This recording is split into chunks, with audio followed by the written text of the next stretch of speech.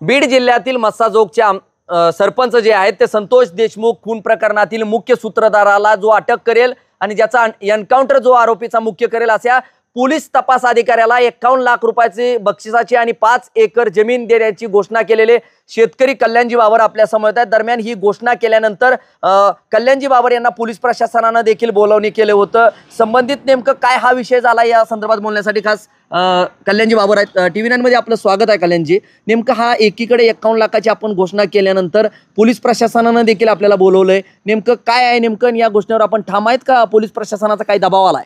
मी या घोषणेवर आज रोजी पण ठाम आहे, पण पोलीस प्रशासनानं मला हे विचारलं की बाबा ही लाच स्वरूपाची आम्हाला दिलेली आहे। मी तसं सांगितलं की ही सदरची रक्कम मी ही मुख्यमंत्री सहायता निधीला व सदरची जमीन ही मुख्यमंत्री सहायताच्या वर्ग करणार आहे।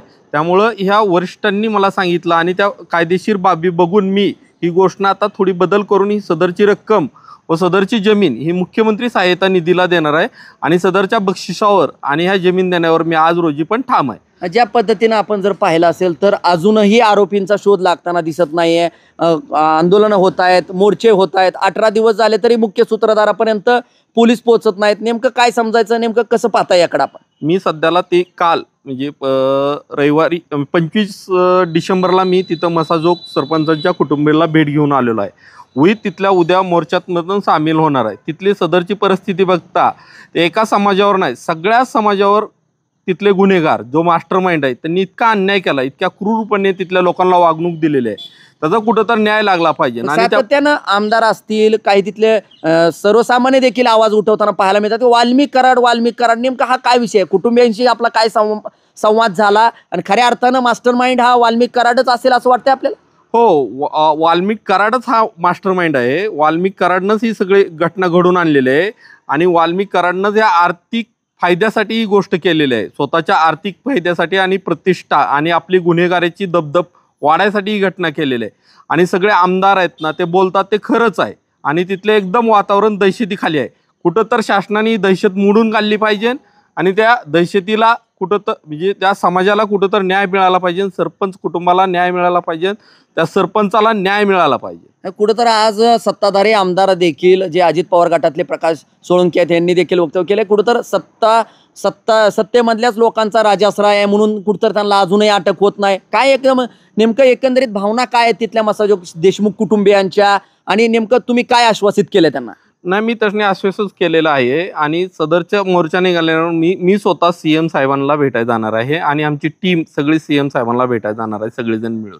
त्यावेळेस आम्ही तिथली स्थानिक लोकांशी चर्चा केली, प्रत्येक गावगावातले तिथे लोक आलेले होते। गावगावातल्या लोकांनी सांगितलं की ह्याचं काय तिथं रॅकेट चालतं, तिथं चिप्स पुडा ऐकायचा म्हणलं तरी तिथल्या गुन्हेगाराला हप्ता द्यावा लागतो। चिप्स पुडा 5 रुपयाचा चिप्स पुडा ऐकायचा म्हणलं तिथून पुढचं सगळं रॅकेट तेच चालवतात।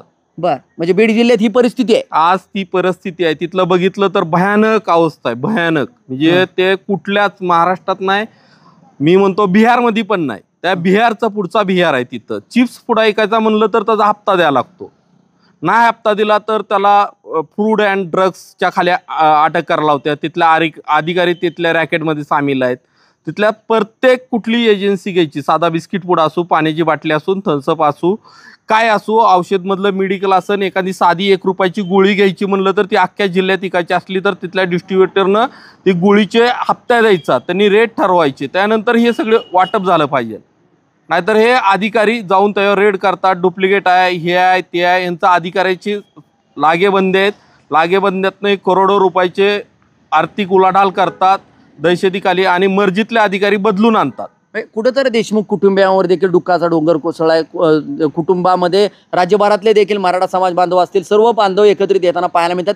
नेमके देशमुख कुटुंबियांना काय आपण ठोस घोषणा केली, काय नेमकं असं यापुढचं तुमचं पाऊल असणार? एकीकडे 51 लाखाची आपण आरोपींसाठी घोषणा केली, दुसरीकडे देशमुख कुटुंबियांसाठी आपण काय केलं? मी देशमुख कुटुंबाला सांत्वन करायला गेला असता मी त्यांच्या मुलगी हा MBBS साठी प्रयत्न करत आहे, ते 12वी आता आहे। माझ्या दोन्ही मुली 12वी नंतर नेटच्या परीक्षेची तयारी करते आणि तीही मुलगी माझी 3री असल्यासारखी नेटची परीक्षा करते।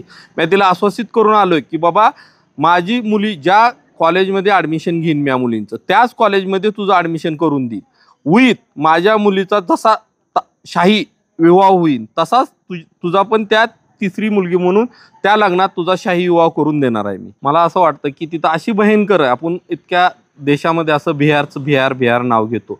बिहारच्या पुढची परिस्थिती त्या बीडमध्ये आहे आणि बीड तर सुधारायचं असेल आणि सर्वसामान्य शेतकऱ्याला न्याय द्यायचा असेल, कुठं तर आता सामान्य शेतकऱ्याला कुठं 4 पैसे खिशात या लागलेत. इतक्या दिवस दुष्काळी परिस्थितीत असलेला, इतक्या दिवस अडचणीत असलेला ह्या शासनानं पीक विमा योजना दिल्यामुळं कुठं तर शेतकऱ्याची गाडी बसत आहे. आणि त्या गाडी बसत असताना त्याचबरोबर गुन्हेगारीचं क्षेत्र इतकं बिहार कमी, त्यापेक्षा बीड बेकार झालं आहे. जर हे सुधारायचं असेल तर दबंग असणारे मुख्यमंत्री देवेंद्रजी साहेब फडणवीस यांनी तर पालकमंत्री स्वीकारावं किंवा दबंग अजित पवार यांनी ही पालकमंत्री स्वीकारून ह्या सगळ्या आरोपीला कुठं तर चाप बसवला पाहिजे, ही माझी मागणी आहे. म्हणजे असं केलं दोघांपैकी एक जणाला पालकमंत्री पद केलं तर कुठंतरी हे वातावरण स्थिर होईल? नाही, हे सरळ म्हणजे इतके चांगले नेतृत्व करणारे हे 2 व्यक्ती आहेत. त्यांना जवळचा नसू किंवा कुठला असू, ती कितीही जवळचा असला तो तर गुन्हा करत असला तर त्याला ते सोडत नाहीत. तू जवळचा आहे, चांगल्या कामासाठी आमचं सहकार्य आहे, तुला काय गुन्हा करायसाठी आमचं सहकार्य नाही. तू चांगलं काम घेऊन ये, लोकाहिताचं काम घेऊन ये, आम्ही त्याला 10 वेळा प्रोत्साहन देऊ. तर तू गुन्हेगारी करत असन, शेतकऱ्यांवर अन्याय करत असन तर कधीच हे 2 नेते कधीच कुठल्या गुन्हेगाराला पाठीशी घालत नाहीत आणि कुठल्याच गुन्हेगाराशी ती संबंध होत नाहीत. एखादं चांगलं काम घेऊन गेलं तर ते चांगलं काम लगेच 2 मिनिटात ते मार्गी लावतात. असे 2 नेते आहेत. जर बिहारपेक्षा परिस्थिती वाईट असलेल्या बीडचं पालकमंत्री या दोघांनी घेतलं तरच ह्या गोष्टी पुढच्या तिथल्या शेतकऱ्याला, सर्वसामान्य कुटुंबातला, तिथल्या महिला, तिथल्या असणाऱ्या मुलीचं अशी परिस्थिती आहे बीडमध्ये की आज ती शिक्षणाला तिथं थांबायला तयार नाहीत, त्यांची कुटुंब थांबायला तयार नाहीत. ते असं म्हणतात की तिथं लय वाईट परिस्थिती आहे, आम्ही डायरेक्ट त्यांची मुलं ते शिक्षणासाठी पुण्यासाठी राहतात. कुठे तर धनंजय मुंडेवर देखील आरोप होताना पाहायला मिळत आहेत. वाल्मिक कराड यांच्यासोबतचे फोटो काढितले, अंजली दमानिया यांनी देखील आज आरोप केले, वेगवेगळे फोटो, हातात बंदूक घेतलेले आहेत. कुठं धनंजय मुंडे कुठं तर पाठराखण करतायत छुप्या पद्धतीनं. 18 दिवस वाल्मिक कराड सापडत नाहीत.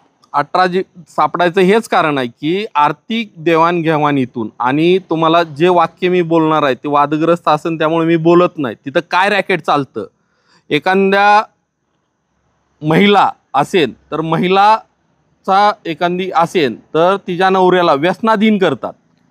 एखादी महिला आवडली तर तिला त्याच्या नवऱ्याला व्यसनाधीन करतात आणि व्यसना देऊन त्याला कर्जबाजारी करून त्याचा प्रयत्न करतात तिच्या जवळ जाण्याचा. अशी परिस्थिती आहे.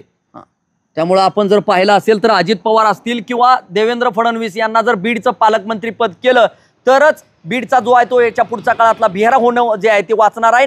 येत्या काळामध्ये मुख्यमंत्री सहाय्यता निधीसाठी 51 लाख रुपये आणि 5 एकर जमीन जी आहे ती देण्याची घोषणा जी आहे ती केली होती पोलीस तपास अधिकाऱ्यांना देण्याची. मात्र पोलिसांनी विनंती केल्यानुसार बाबर यांनी या घोषणेमध्ये बदल केलाय आणि ही रक्कम जी आहे आता मुख्यमंत्री सहाय्यता निधीला जी आहे ती वर्ग केली जाणार आहे बाबर यांच्याकडून. त्यामुळे येत्या काळात मास्टर माइंड या घटनेतला समोर कोण येणार आणि त्याला कधी अटक होणार हा प्रश्न मात्र राज्यभरातील जनतेला देखील लागून राहिलेला एकंदरीत पाहायला मिळतंय. त्यामुळे देशमुख कुटुंबियांतील मुलीचं जे आहे ते पालकत्व शेतकरी कल्याण बाबर यांनी स्वीकारल्याचं एकंदरीत आपल्याला पाहायला मिळतंय. माझा सहकारी कॅमेरा पर्सन प्रथमेश मी संदीप शिंदे, TV9 मराठी, माडा, सोलापूर.